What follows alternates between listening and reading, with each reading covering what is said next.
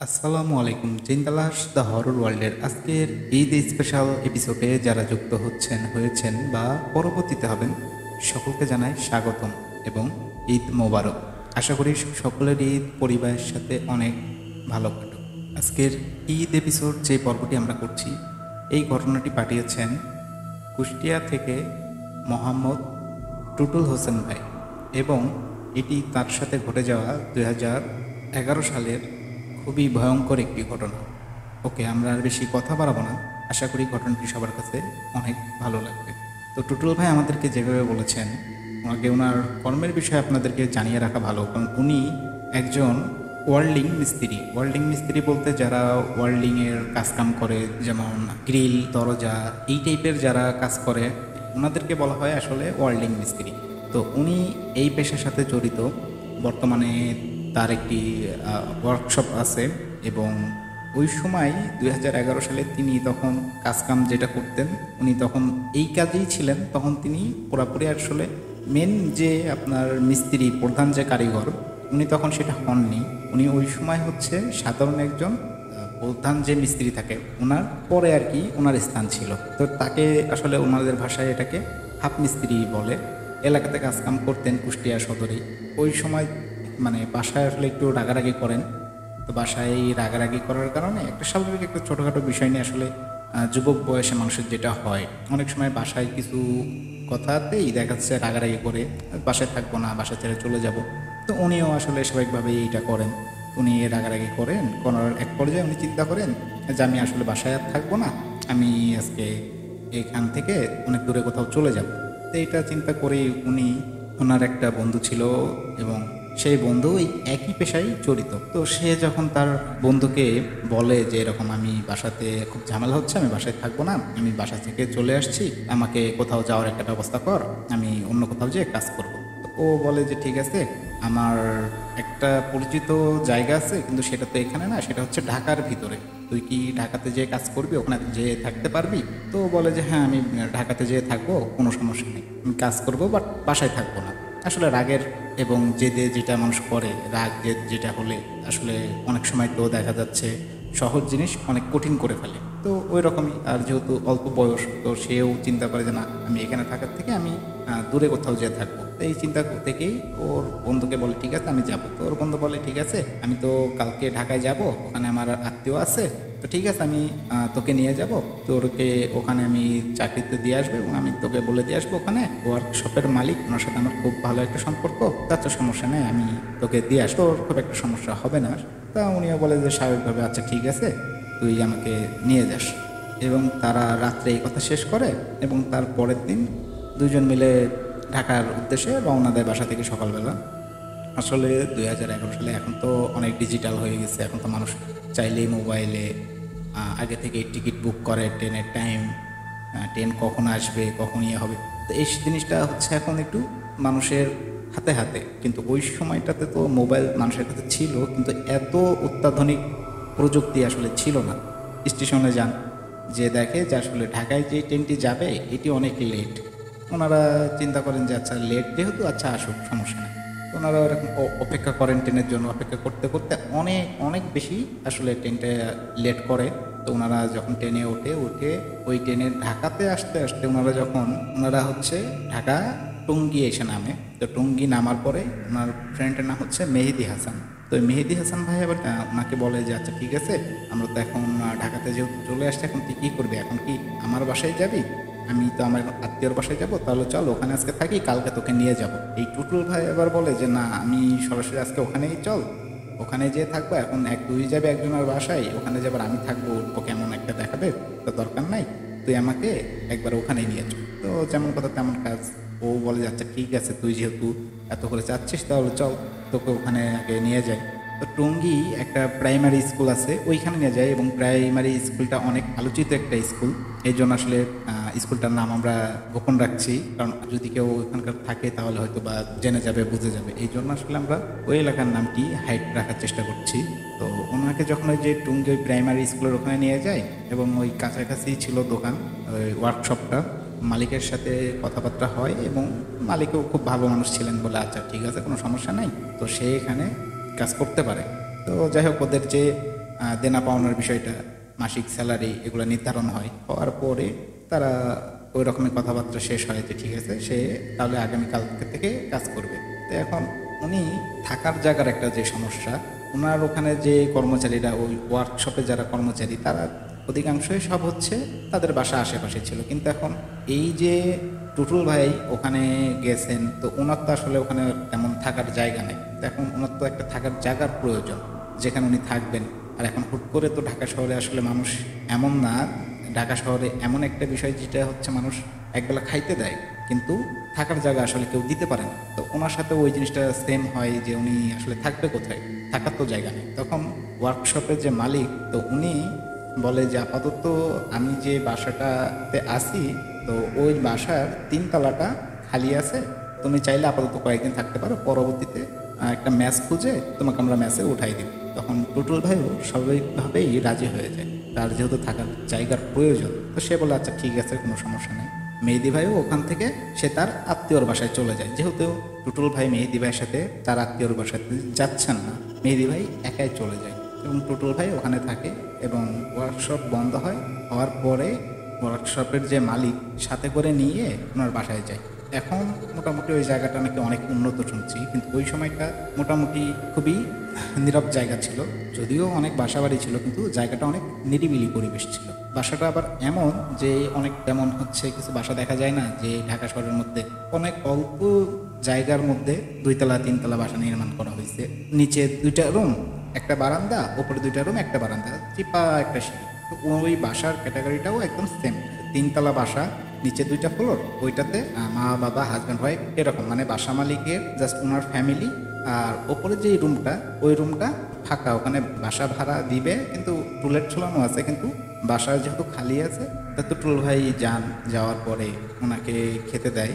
বাসার মালিক আবার নাকি ওই সময় নতুন বিয়ে শাদী করছেন, ওই বাসাটা নতুন ক্রয় করছেন, অল্প দিনই রেডিমেড বাসা পাইছে, ওনারাও ওই বাসাটা কিনছে। ওনারাও বেশি দিন ওই বাসায় ওঠে নাই, অল্প কিছু দিনই, হয়তো 2-4 মাস এইরকম নাকি ওনারা ওই বাসাতে উঠছেন। ওনারাও নতুন কিনে বাসাতে উঠছেন, আগে পড়েছিল কিছুদিন, তারপরে ওনারা জায়গাটা পছন্দ হয় এবং তখন ওনারা এই বাসাটা ক্রয় করে এবং ওইখানে এসে থাকা শুরু করে রেডিমেড একটা বাসাতে। যখন টুটুল ভাই ওনাদের সাথে ফ্যামিলির মধ্যে যান এবং ওনাকে যখন রাত্রের খাবার দেওয়া হয়, দেখে যে খাবারে আসলে টুটুল ভাইয়ের আবার একটা ইয়ে ছিল, উনি মাছ মাংস মানে ভালো কিছু ছাড়া উনি নাকি ভাত খেতে পারেন না। হ্যাঁ, মানে উনি খাওয়া দাওয়া করতে পারেন না। ওনার প্রত্যেক অক্তেই মাছ বা মাংস এরকম কিছু থাকাই লাগে, নিম্নতম ডিম থাকা লাগবে। তো উনি যখন বাসায় যায় তখন দেখে যে হচ্ছে ভর্তা, হ্যাঁ কয়েক প্রকার ভর্তা এবং শাক ভাজি, কয়েক প্রকার ভর্তা, তারপরে আবার শাক ডাল। তো উনি আসলে এগুলো দেখে ওনার খাওয়ার প্রতি আসলে রুচি থাকে না। উনি স্বাভাবিকভাবেই খাওয়া দাওয়া খুব একটা না করে, হালকা পাতলা খেয়ে ওখান থেকে আসলে সৌজন্যমূলক খাওয়া দাওয়া করে ওখান থেকে উঠে চলে আসেন। তো ওখান থেকে যখন উঠে চলে আসেন, এসেও চিন্তা করে যে তাই তো, আমার তো খিদে তো লাগছে, আমার তো খাওয়া দরকার। আসলে উনি তো ওখানে খেতে পারেননি। উনি মালিককে জিজ্ঞাসা করে যে আমি একটু নিচে যাবো, একটু চাটা খাওয়ার দরকার। তো বাসার মালিক ওনাকে নিচতলায় একটা চাবি দিয়ে দেয়, মেন গেটের চাবিটা দিয়ে দেয়, বলে যে আচ্ছা ঠিক আছে, তুমি যাও, যে ঘুরে ফিরে এসে তুমি তোমার মতো উপরে রুমে শুয়ে পড়ো। টুটুল ভাই নিচে যেয়ে গরুর মাংসের তেহেরি কিনে পার্সেল নিয়ে নেয় এবং ওখানে যায়, চা খায়। এবং উনি অনেক স্মোক করতেন, এখনও নাকি উনি প্রচুর স্মোক করেন। আসলে যুবক বয়সে যেটা হয়, আমাদের অনেকেরই এই জিনিসটা হয়, স্মোক করার খুব ঝোঁক ছিল, উনি প্রচুর স্মোক করতেন। তা উনি ওখানে যান, যে প্রথমে চা খান, তারপর স্মোক করেন। স্মোক করার পরে উনি আরেক প্যাকেট সিগারেট নেন, যে বাসায় যেহেতু রাত্রে থাকবে আর নতুন জায়গাতে মানুষের তো কম হয় না, তো উনি এক প্যাকেট সিগারেট সাথে করে নিয়ে নেন, যে যদি বাসায় লাগে। আর তেহেরি নেন, পার্সেল করে বাসায় নিয়ে যাবেন। বাসায় নিয়ে যেয়ে তারপর উনি নিরিবিলি ওখানে খাবেন এবং এক বোতল মাম পানি নেন, নিয়ে উনি সুন্দর করে বাসায় চলে আসেন। বাসায় এসে রুমে যান, যে তো উনি যখন রুমে এসে আবার ফ্রেশ হয়ে যখন খাবার খেতে বসছেন, একবার হয়তো উনি মুখে নিছেন খাবার, এর কিছুক্ষণ পরেই মনে হলো কি কে জানি গোড়ামাটি ওনার গায়ে মারতেছে। তা উনি যেখানে বসে খাচ্ছেন, উনি হচ্ছে বেডের ওপরে বসে খাচ্ছেন, আর বেডের সাথে হচ্ছে জানালা, আর জানালার ওই পাশ থেকে মানে বাইরের যে আলোটা পুরাটা রুমের মধ্যে আসছে, এবং রুমে তো লাইট জ্বলছেই। তো উনি স্পষ্ট মনে হচ্ছে যে কে জানি বাইরে থেকে গুঁড়া গুঁড়া মাটি মারতেছে। যেমন যে মাটি হয় না, একটু ভেজা একটু শুকনা মাটি, এরকম মিক্সড মাটি থাকে না গুঁড়া গুঁড়া। তো এই টাইপের মাটি মানে বিছানার ওপরে দেখে যে ছড়িয়ে ছিটে পড়ে আছে। তো উনি চিন্তা করে, তাই তো এই মাটি এখানে কিভাবে আসতেছে, এখানে তো এভাবে মাটি আসার কথা না, কারণ উনি তো আছেন তিনতলায়। তো তিনতলায় তো স্বাভাবিকভাবে মাটি আসার কথা না। তো উনি আবার একটু আগিয়ে যেয়ে জানলা দিয়ে নিচের দিকে তাকান, দেখে যে না, আসলে তখন তো কেউ নেই। আর ওই সময় তো অলরেডি রাত 11টা, সাড়ে 11টার মতো বেজে গেছে। বাসায় আসছেন তো ওয়ার্কশপ বন্ধ করে, তখনই বাজে 10টা। এরপরে বাসায় এসে খেতে বসছেন। তো এরপরে আবার বাইরে গেছেন। তো এইগুলো করতে করতে মোটামুটি সাড়ে 11টা 12টার কাছাকাছি সময় হয়ে গেছে। তো উনি ভাবতেছে যে কি ব্যাপার, এখানে এইভাবে কে মাটি মারতেছে। দেখলেন জানালা দিয়ে যে বাইরে কেউ আছে কিনা, দেখেছে না, আসলে বাইরে তো কেউ নাই এখানে। তো যখন খাইতেছেন, তো এইবার মনে হলো মাটি কেউ একজন মাথার ওপর থেকে সরাসরি ওই যে উনি খাবারের যে প্যাকেটটা হাতে ধরে আছেন, ওই প্যাকেটের মধ্যেই মনে হচ্ছে কি মাটি নিয়ে এসে হাত দিয়ে দিয়ে দিল। একদম স্পষ্ট উনি যখন দেখলেন যে তাই তো, আমি তো মানে খাবারের মধ্যে হাতে প্যাকেট, আর প্যাকেটের মধ্যে যে ভাত আছে ওইটার মধ্যে মাটি। তো উনি ওই প্যাকেটের মধ্যে তাকিয়ে দেখে যে না, এখানে তো স্পষ্ট মাটি দেখতে পাচ্ছেন। এখন যখন স্পষ্ট মাটি দেখতে পাচ্ছেন, ওইটা তো আসলে উনি আর খেতে পারেন না। তো উনি ওইটা সাইডে রাখেন এবং ছোট আরেকটি প্যাকেট ছিল ওইটা নিয়ে আসেন। নিয়ে এসে ওইটা খুলে ওইটা যখন খাওয়া শুরু করে, সেম আবারও দেখে যে কে জানি মাটি মাপতেছে আগের মতোই, বিছানাতে আবার গুঁড়ো গুঁড়ো মাটি। হ্যাঁ, মনে হচ্ছে বৃষ্টি পড়লে যেরকম হয় আকাশ থেকে, ওই রকমভাবে মনে হচ্ছে মাটি পড়তেছে। এখন ওপর থেকে তো মাটি পড়ার কথা না, যেহেতু উনি পাকা বাসায় আছে, এমন তো না যে ওপরে, এরকম না, উনি তো ফাঁকা জায়গাতেও নেই যে ওপর থেকে মাটি এসে পড়বে। আর মাটি এখানে তো আসার কথা নাই। উনি এই জিনিসটা মানে ভেবেই পাচ্ছেন না যে এখানে মাটি কিভাবে আসবে, এখানে তো মাটি আসতেই পারে না। এরপরেও প্যাকেটটা রেখে দেখে যে মানে খোঁজাখুঁজি করে, জানালা দিয়ে তাকায় এবং ঘরের বাইরে যায় যে আসলে হচ্ছে কি।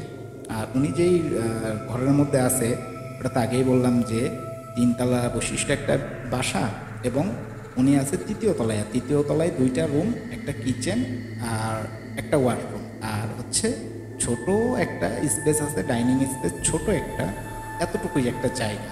এই জায়গার মধ্যে তো এক্সট্রা কেউ নাই, উনি ব্যতীত ওইখানে তার কেউ নাই যে কেউ দুষ্টুমি করবে তার সাথে। আর সে তো এই জায়গাতে নতুন, তার তো এখানে সঙ্গী সাথী কেউই নাই যে তারা তার সাথে দুষ্টুমি করবে। তো উনি আসলে এই জিনিসটা কোনোভাবেই বোধগম্য হচ্ছে না যে আসলে কী হচ্ছে আমার সাথে।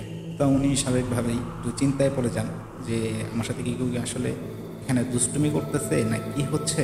উনি এই জিনিসটা বুঝতেই পারছেন না, এবং এরকম যখন ঘুরে কাউকে বাসার মধ্যে পাইলেন না, তো উনি আবার এসে ওই খাবারের প্যাকেটটা হাতে নেয় এবং খাইতে বসেন। ওই সময়টা হুট করে কারেন্ট চলে যায়। হুট করে যখন কারেন্টটা চলে যায়, তখন উনি ভালো করে চারিদিকে লক্ষ্য করেন যে প্রথমে মনে হলো যে হ্যাঁ, কারেন্ট তো চলে গেছে। এখন দেখে যে না, বাইরে সব বিল্ডিংয়েই কারেন্ট আছে এবং রাস্তার লাইটগুলিও জ্বলতেছে, সবই জ্বলতেছে, বাইরে থেকে আলো আসছে রুমের মধ্যে। শুধু তার রুমের মধ্যে, সে যে ফ্ল্যাটে আছে এখানেই আলো নাই, এছাড়া আদার্স সব জায়গায় আলো আছে, মানে সব জায়গায় ইলেকট্রিক আছে। তো উনি আবার চিন্তা করেন যে হয়তো বা, আর এটা তো স্বাভাবিক, ঢাকা শহরে তো এক লাইন না, ঢাকা শহরে তো হয়তো ভিন্ন ভিন্ন লাইন আছে, যার কারণে ওই বিল্ডিংগুলোতে আলো জ্বলতেছে, আমাদের এখানে আমার এইটাতে আলো জ্বলতেছে। তো উনি শুরুতে এইটাই ভাবেন। আর কিছুক্ষণ পরে দেখে যে না, আবার আলো আসে। কিছুক্ষণ ওয়েট করার পরে দেখে যে আবার লাইট জ্বললো, কারেন্ট চলে আসে। তো ইলেকট্রিক যখন চলে আসছে, তো উনি আবার খাইতে বসছেন। তো খাইতে যখন বসছেন, আবার সেম কারেন্ট চলে গেছে, এবং উনি ওই অবস্থাতে দেখে যে না, এইভাবে তো হবে না। তো উনি ওই জানালার যে আলো আসছে ওইখানেই বসছে একটু আগিয়ে, তো ভাবে যে এইখানেই এইভাবে খাওয়াটা শেষ করি, কারণ তার তো খিদা লাগছে, খাওয়া তো শেষ করা লাগবে। তো উনি ওইখানে বসে খাওয়া দাওয়া শুরু করেন। আর তখন স্পষ্ট উনি আবারও দেখেন যে হ্যাঁ, আবারও ওই খাবারের প্যাকেটের মধ্যে কে জানি মাটি দিয়ে। তো উনি এবার যখন এটা দেখে, তখন উনি শিওর হয়ে যায় যে সম্ভবত এখানে এমন কিছু হচ্ছে যেটা উনি আসলে বুঝতে পারছেন না। উনি আর খাবার না খেয়ে উনি কোনো রকম হাতটা ধুয়ে ফেলেন, দিয়ে জাস্ট পানি খান। পানি খেয়ে একটা সিগারেট জ্বালান। আর যখনই উনি সিগারেটটা জ্বালান, সাথে সাথে আবার কি হয়, কারেন্ট চলে আসছে, মানে সিগারেট জ্বালানোর সাথে সাথে আবার ইলেকট্রিক চলে আসে। তো উনি তখন মানে এই জিনিসটা আসলে বুঝে পান না যে কী হচ্ছে না হচ্ছে। তা উনি আসলে তখনও এটা এভাবে নেননি যে না, এখানে প্যারানর্মাল কিছু ঘটতে পারে। আসলে এই জিনিসটা উনি এর আগে কখনো এই জিনিসগুলো ফেসও করেনি, এই জন্য উনি এই জিনিসটা কখনো ওনার মাথায় আসেইনি যে আসলে এটা প্যারানর্মাল কিছু হতে পারে। উনি তখনও এই জিনিসটাকে অনেক স্বাভাবিক নিচ্ছে। আর যেহেতু নতুন জায়গা, একটা মানুষের নতুন জায়গায় আসলে এগুলো বুঝতে এবং ওখানে পরিবেশের সাথে নিজেকে সেট করতেও তো একটু সময় লাগে। তো উনি এই জন্য আসলে এগুলোতে অত খুব একটা গুরুত্ব দিচ্ছেও না। স্মোক শেষ করে উনি সাধারণভাবে শুয়ে পড়ে। তো উনি যখন ঘুমায়, ঘুমানোর কিছুক্ষণ মানে ঠিক কতক্ষণ উনি ঘুমিয়েছে উনি বলতে পারে না। তো একটা সময় মনে হয় কি যে ওনার চাদর কে জানি ধরে টানছে, খাটের ওপরে যে চাদরটা গায়ে দিয়ে উনি ঘুমিয়ে আছে, মনে হচ্ছে চাদরটা ধরে ওনাকে কে জানি টানছে। মানে একটা হয় না যে আমি শুয়ে আছি চাদর ধরে বারবার টানে, তো এরকম টানছে, দেখে যে চাদর। তো উনি আবার চাদর ঠিক করে গায়ে দেয়, গায়ে দিয়ে আবার শোয়ার চেষ্টা করে। পরপর যখন কয়েকবার ওনার সাথে দুই একবার হয়, তো দুই তিনবার এরকম হওয়ার পরে যেহেতু সারাদিন জার্নিং করে আসছে, একটা ধকল গেছে শরীরের উপর থেকে, এই জন্য ওনার শোয়ার সাথে সাথে একটা মানে শরীর তো ক্লান্তিতে ভেঙে পড়ছে। উনি ওইভাবেই যে আসলে চোখ খুলতে পারছে না। হ্যাঁ, এক্ষেত্রে সারাদিন জার্নিং করছে এই কারণে মানে ঘুমের রাজ্যে হারিয়ে গেছে, উনি কোনোভাবেই চোখ খুলতে পারছে না। তো এরকম যখন বারবার ওনার সাথে হচ্ছে, তখন উনি যখন উনি উঠে বসছে, উঠে বসার পরে দেখে স্পষ্ট যে ওই দরজার ওখানে দেখে ছায়া দেখা যাচ্ছে, দাঁড়িয়ে আছে মনে হচ্ছে। উনি চিন্তা করে যায়, তাই তো আমি তো যখন এই বিল্ডিংয়ের মধ্যে ঢুকি তখন তার তো ভালো করে দরজা আটকে দিয়ে এসেছি, এখানে তো কেউ আসার কথা না। তো উনি ওইভাবেই আদা শোয়া আদা বসা অবস্থায় জিজ্ঞেস করে যে কে আপনি। দেখে যে আসলে কেউ কোনো কথাই বলছে না। তো উনি তারপরও কয়েকবার বারবার জিজ্ঞেস করে কে। এরকম জিজ্ঞেস করতে করতে মানে এক দুইবার জিজ্ঞেস করে যে কে কে, মানে তখনই দেখে যে হঠাৎ করে এখানে তো কেউ নেই। এই সময়টা নিজেই একটু ভয় পেয়ে যায়। আবার এটাও চিন্তা করে যে আমি কি ভুল কিছু দেখলাম, হয়তো ঘুমের ঘরে উঠে ভুল কিছু দেখছি, হয়তো পর্দা বর্দা ছিল। তো দেখে যে না, দরজার তো পর্দা যেভাবে আছে ওইভাবেই আছে। আর উনি স্পষ্ট বাইরে থেকে যে আলোটা আসছে এটাতে উনি স্পষ্ট দেখতে পাচ্ছেন যে না, ওখানে কেউ দাঁড়িয়েছিল। উনি এটা অনুভব করতেছে যে না, এখানে কেউ দাঁড়িয়ে ছিল। আসলে উনি এটা নিয়ে খুব কনফিউশনে ছিলেন ওই সময়টা। উনি আবার কি করেন, শোয়ার জন্য চেষ্টা করেন। শুয়ে আছেন, তো ওনার তো ঘুম ওইভাবে আসছে না। তো ওই যখনই চোখ খুলছে, চোখ খুলে দেখে যে ওনার ঠিক মুখ থেকে এক বিদ্যা উপরে একজন ওনার পানে তাকিয়ে আছে, এবং তিনি ঠিক উনি যেভাবে শুয়ে আছে সোজা হয়ে, এবং ওইটাও সোজা হয়েই আছে এবং হাওয়ায় ভাসছে ঠিক ওর মুখের ওপরে, ঠিক ওনার মুখের ওপরে হাওয়ায় ভাসছে এবং ওনার দিকে চোখ ড্যাপ ড্যাপ করে মানে তাকিয়ে আছে। হ্যাঁ, অপলকে তাকিয়ে আছে। উনি তো এটা দেখেই মানে ওনার এমন একটা অবস্থা হয়ে গেছে যে কয়েক সেকেন্ডের মধ্যেই উনি মনে হয় মানে নিঃশ্বাস নিতে পারছেন না, এমন একটা অবস্থা। এবং ঠিক এর কয়েক সেকেন্ডের মধ্যেই দেখে যে আর চোখের সামনে কিছু নাই। আর তখনই উনি উঠে বসে, উনি উঠে বসেই তখন মানে হাঁপানো শুরু করে দেয় এবং ঘামতে থাকে। তো রুমের মধ্যে দেখে যে না, আসলে তো কেউ নাই। তারপরে উনি স্পষ্ট শব্দ শুনছে যে বাইরে থেকে, মানে উনি যে রুমে রয়েছে ওই রুমের বাইরে থেকে ডাইনিং স্পেস আছে, ওইখান থেকে উনি আওয়াজ শুনতেছে, কে জানি হাসতেছে আর কেমন যেন একটা গুনগুন গুনগুন করে কথা বলতেছে। একই বাক্য হয়তো বারবার বলতেছে, এই রকমই উনি শুনতেছে যে একই জিনিস হয়তো বারবার বলতেছে, এই কথাটা উনি বারবার শুনতেছেন। এবং তখন তো ওনার তো ভয়ে অবস্থা পুরাই খারাপ। উনি টেনশনে পড়ে যান যে আজকে হয়তো আমার অবস্থা শেষ, আমি হয়তো এমন কিছুর মধ্যে পড়ছি যেটা আসলে আমি কখনো চিন্তাও করিনি। সাথে সাথে বালিশের নিচ থেকে উনি ওই সিগারেটের প্যাকেট বের করেন এবং ওটা জ্বালানো শুরু করেন, এবং ওটা জ্বালান এবং ওটা শেষ হলে আরেকটা জ্বালান, এইরকমভাবে জ্বালাতে জ্বালাতে যখন লাস্ট একটা মানে সিগারেট আসে, তো ওই সময় আসলে উনি খুব টেনশনে পড়ে যান যে এর পরবর্তীতে আমি কী করবো। এখান থেকে মনে হয় না আজকে আর আমি বেঁচে ফিরতে পারবো। এবং দোয়া দরুদ যা পারছে পড়ছে। আসলে ওই সময় তো মানুষের, যখন মানুষ একটু ভয়ের মধ্যে পড়ে যায়, আসলে ওই সময়টা মানুষের মাথা ঠিক মতো কাজ করে না। অনেক সময় মানুষের সেন্স কাজ করে না যে সে কী করবে, কী চিন্তা করবে না করবে, মানুষের অনেক সময় সেন্সে আসেই না। তবে যে হ্যাঁ, ওই সিচুয়েশনে যদি এরকম হয়, একটা মানুষ পুরো একটা ফ্ল্যাটের মধ্যে একলা আছে, আর এই সময় তার সাথে যদি এইরকম একটা ঘটনা ঘটে মাঝরাতে, তাহলে তার মনের অবস্থা কি হতে পারে। হয়তো আমরা বলছি অনেক সহজে, কিন্তু যে এই জিনিসটা ফেস করছে, যার সাথে ঘটছে, তার কি অবস্থা হতে পারে, তার রিয়াকশনটা কেমন হতে পারে। জাস্ট একটু আপনারা চিন্তা করেন যে তার রিয়াকশনটা ওই সময়টা আসলে কি ছিল। এবং সে যে মানে যখন আমার সাথেও এই ঘটনাটা সে শেয়ার করে, তখন মানে সে আমাকে বলে যে ভাই, আমার জীবনে এইরকম সিচুয়েশন আমি কখনো এর আগে ফেস করিনি, এবং এটাই আমার জীবনে শেষ। আর এর পরে তার সাথে আর কখনো এরকম হয়নি, কিন্তু সে অনেক ভয় পায় ওই সময়টায়, এবং তার অবস্থা খুবই খারাপ ছিল। এবং তার এইটাও মনে হয়েছিল বারবার যে হয়তো বা এটাই আমার জীবনের শেষ রাত, হয়তো সূর্য উদয়টা আমি দেখতে পাবো না। তো তার ভিতরে বারবার এই জিনিসটাই মাথার মধ্যে ছিল। তো এইটা চিন্তা করতে করতেই এবং কিছুক্ষণ পর পর যখন ওরকম হাসি আসে, শব্দ আসে, তো উনি আসলে অনেকটাই ভয় পেয়ে যায় এবং লাস্ট স্পিকারটা জ্বালাবেন ঠিক মানে তার আগ মুহূর্তেই। আর এর মধ্যে কিন্তু একটা জিনিস হচ্ছে, বারবার ওই যে লাইটের আলো আসতেছে, কখনো লাইট চলে যাচ্ছে, এই জিনিসটা কিন্তু কন্টিনিউ চলছে। হ্যাঁ, উনি যখন থেকে ঘুম থেকে উঠছেন কখনো দেখে যে লাইট এই আসতেছে, আবার বেশিরভাগই দু একবার লাইট আসে, কিন্তু বেশিরভাগই লাইট থাকে না। এবং মাঝে মাঝে দেখেন যে ও পর্দার ওখান থেকে মেন যে দরজা, ঠিক দরজার ওখানে পর্দার পাশে দাঁড়িয়ে আছে, স্পষ্ট দেখা যাচ্ছে। তার যদিও ফেস দেখতে পাচ্ছে না, কিন্তু সে বুঝতে পারছে যে এটা একটা মেয়ে এবং মেয়েটির মুখ পুরাটা ঢাকা, ওরকম সামনে চুল দিয়ে ঢাকা এবং প্রচুর একটা বিচ্ছিরি গ্যাস তৈরি হচ্ছে।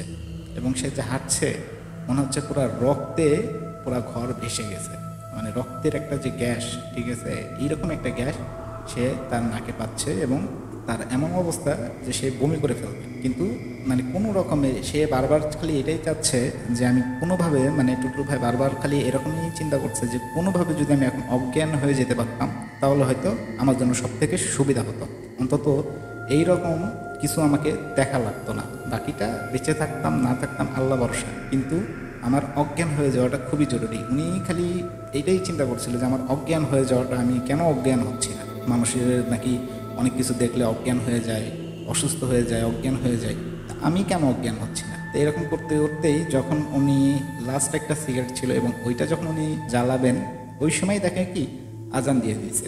আর যখনই আজান দিয়ে দিছে এবং স্পষ্ট দেখলেন যে ওইটা একটা যে সামনে যে দাঁড়িয়ে ছিল দরজার ওখানে, ও আস্তে আস্তে কেমন জানি অদৃশ্য হওয়া শুরু হয়ে গেল। ওই মেয়েটা আস্তে আস্তে অদৃশ্য হয়ে গেল আজান শুরু হওয়ার সাথে সাথে। তো তখন উনি জোরে জোরে নিঃশ্বাস নেন এবং কিছুক্ষণ ওই রুমের মধ্যেই পাইচারি করেন, কারণ ঘুম তার ওই সময় আসার কথা না। কিছুক্ষণ পাইচারি করেন, পাইচারি করে করতে করতে মানে আজানের কিছুক্ষণ পরে যখন একটু আলো ফোটা ফোটা একটা অবস্থা হয়, তো উনি ওই সময়টা ওনার কাছে যেহেতু ওই যে আগেই মেন গেটের চাবি দিয়ে দিয়েছিল বাসার মালিক, তো উনি চাবিটা নেন, চাবিটা নিয়ে নিচে যায়, নিচে যেয়ে মেন গেটটা খুলে উনি মসজিদে চলে যান। ওই আশেপাশেরই ওই এলাকারই একটা মসজিদ, বাসা থেকে কিছুটা দূর। মানুষজনের কাছে জিজ্ঞেস করতে করতে, যেহেতু উনি তো ওই জায়গায় নতুন ছিলেন, কিছু মানুষের কাছে জিজ্ঞেস করতে করতে মসজিদ খুঁজে বের করেন এবং ওখানে যান, যে অজু করে পরবর্তীতে নামাজ পড়েন এবং নামাজ শেষ করে ওইখানকার যে ইমাম, ওই মসজিদের যিনি ইমাম, সালাম দেন। পরবর্তীতে এই ঘটনা নিয়ে এবং বলে যে আসলে আমার সাথে তো রাত্রে এইটা ঘটছে, ওনাকে সব কিছু খুলে বলেন। তো ওই হুজুর ইমাম সাহেব ওনাকে দোয়া দরুদ করে ওনাকে ঝাড়ফুঁক করেন, পানি করে পানিতে ফু দিয়ে পরে ওই পানিটা ওনাকে খাওয়াই। এবং তখন বলে যে তুমি আসলে কোন বাসায় ছিলে। তখন উনি যখন ঠিকানাটা বলেন যে আমি অমুক জায়গায়, আসলে উনি তো ডিটেলসে ওনার বাসার ঠিকানাটা বলতে পারেন না, যেহেতু উনি তো ওখানে নতুন। যেহেতু উনি ওই জায়গাতে নতুন, তো উনি তো আসলে সঠিকভাবে বাসার ঠিকানাটা ওনাকে বলতেও পারেন না। তো উনি জাস্ট বর্ণনা দেন যে আমি এইখান থেকে এই দিক থেকে এসেছি এবং এই জায়গায় বাসাটা। তো তখন ওই হুজুর ওই বাসার ঠিকানা শুনে তখন বলে যে আসলে তুমি কালকে যেহেতু তুমি তো সব, মানে উনি তো টুটুল ভাই তো আগেই ওনাকে সবটা বলছেন যে খাওয়ার সময় থেকে শুরু করে কোন সময় থেকে সমস্যা শুরু হয়েছে, খাওয়ার সময় থেকে যেই সমস্যাগুলো হয়েছে। তখন হুজুর ওনাকে বলে যে আসলে তুমি কালকে যে ইয়েটা নিয়ে আসছিলাম, বাসায় যে খাবারটা নিয়ে গেছিলে, এটি কিসের, এটা কি গরুর মাংস ছিল তাই না? যে আসলে হ্যাঁ, এটা গরুর মাংসই ছিল। তখন ওই হুজুর বলেন যে আসলে বেশ কয়েক বছর আগে ওই বাসাতে নতুন এক দম্পতি ছিল।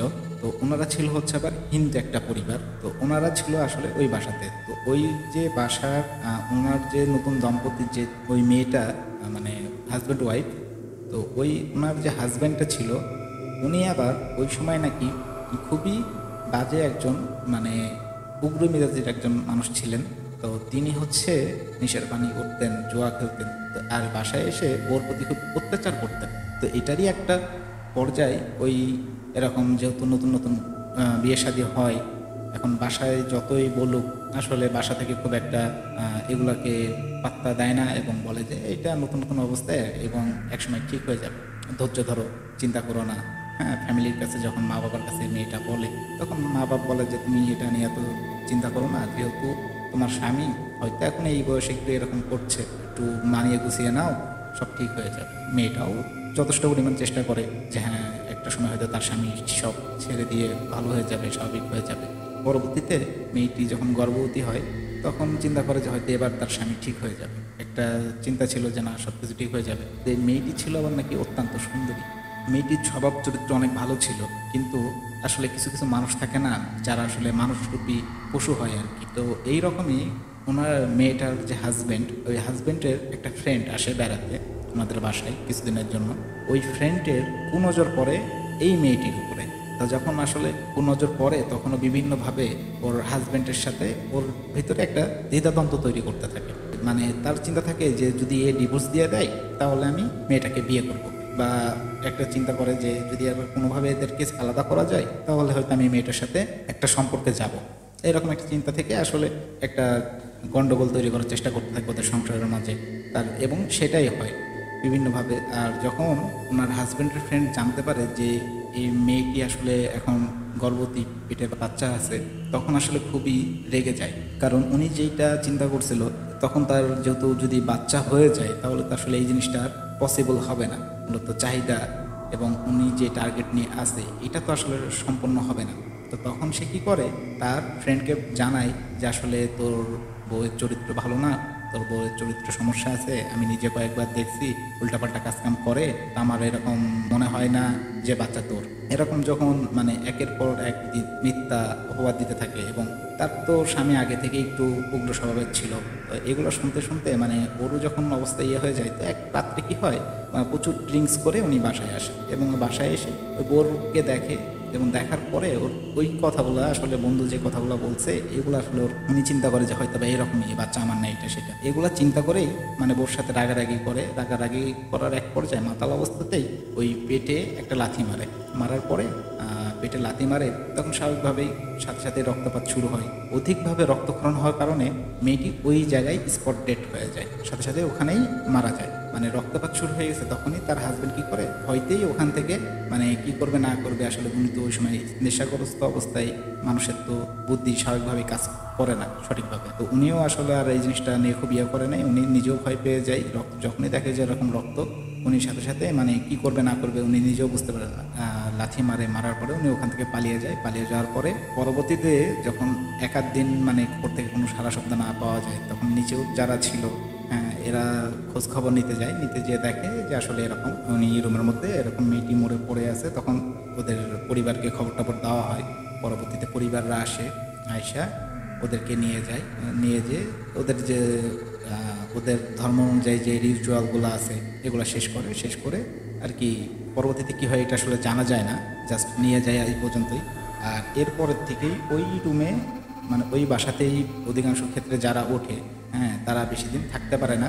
রুমে কোনো সমস্যা হয় না, কিন্তু ওই তৃতীয় তলার ফ্ল্যাটে কেউ যদি গরুর মাংস খায় তাহলে তার সাথে বিভিন্নভাবে কিছু না কিছু, যদিও ভয়ঙ্কর কিছু হয় না, কিন্তু মোটামুটি ভয় দেখায় যেটাই করে, এটাতে অনেক সময় অনেক মানুষের অনেক ক্ষতি হয়ে গেছে। তো যখন টুটুল ভাই এই ঘটনাটা পুরোটা ওখান থেকে শোনার পরে ততক্ষণে তো আসলে সকাল হয়ে যায়, এবং উনি সাথে সাথে মসজিদ থেকে বাইর হয়ে বাসায় ফিরে আসে, এবং বাসার মালিককে সব ঘটনা যখন খুলে পড়ে, তখন বাসার মালিক বলে যে আসলে আমারই ভুল, আমি তো তোমাকে আসলে এই বিষয়গুলো বলিনি, আমার শুরুতেই বলে দেওয়া উচিত ছিল।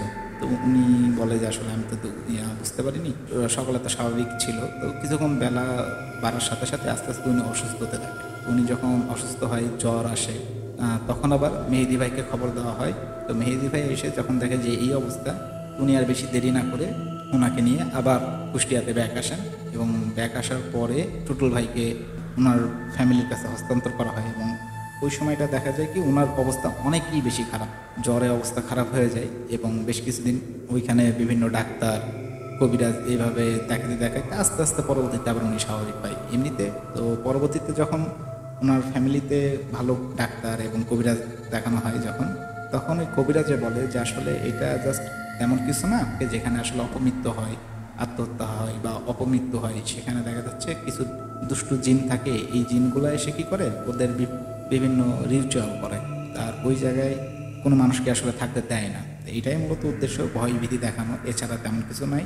ভয় পাইছে, ভয়ের কারণে জ্বর হয়েছে, এটা ইনশাল্লাহ ঠিক হয়ে যাবে, তোমরা এটা নিয়ে আরও বেশি চিন্তা করো না। তো স্বাভাবিকভাবেই কিছুদিন পরে আবার টুটুল ভাই ঠিক হয়ে যান, এবং তিনি আগে যেখানে কর্মরত ছিলেন সেখানেই ফিরে যান, আবার যোগদান করেন, ওখানেই কাজকাম করেন। এবং এখন বর্তমানে তিনি নিজের একটা ওয়ার্কশপ আছে সেটা চালান। ওই ঘটনার পরের থেকে ওনার জীবনে আর এগুলার কোনো ইফেক্ট পড়েনি এবং এখন পর্যন্ত তিনি সুস্থ আছেন, ভালো আছেন, আল্লাহর রহমতে সহি সালামতে আছেন। এবং এই ছিল টুটুল ভাইয়ের ঘটনা। আশা করি ঘটনাটি আপনাদের সকলের কাছে ভালো লাগবে। আসসালামু আলাইকুম।